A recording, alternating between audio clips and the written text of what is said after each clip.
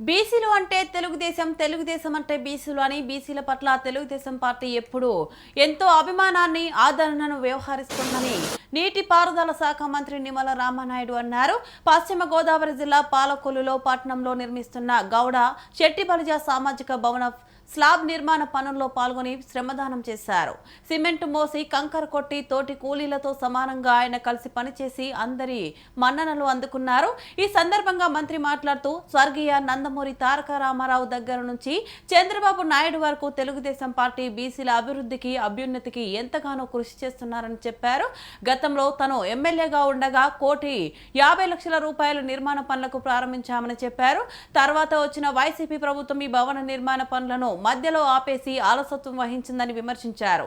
మళ్లీ కూటమి ప్రభుత్వం రాగానే 3 కోట్ల రూపాయలు ఈ భవన నిర్మాణం కోసం మంజూరు చేయించామని, ప్రతి వారం ఆయా పనులను పర్యవేక్షిస్తూ గౌడ శెట్టిబలి సంఘం పెద్దలతో కలిసి శ్రమదానం చేయడం తనతో ఎంతో తృప్తినిచ్చిందని మంత్రి చెప్పారు. ఈ కార్యక్రమంలో మాజీ ఎమ్మెల్సీ అంగర రామ్మోహన్ రావు, పార్టీ కార్యదర్శి పిచ్చేటి బాబు మరియు గౌడ శెట్టిబలిజ సంఘం నాయకులు పెద్ద సంఖ్యలో పాల్గొని రామానాయుడు సేవా దృక్పథాన్ని కొనియాడారు. తర్వాత ప్రభుత్వం మారింది. 5 సంవత్సరాల వైఎస్ఆర్సీపీ పాలనలో మళ్ళీ ఒక చిల్లి గవ్వ కూడా ఈ గౌడ శెట్టిబలిజ భవనానికి ఖర్చు పెట్టినటువంటి పరిస్థితి లేదు. దీని వంక చూసినటువంటి పరిస్థితి కూడా లేదు.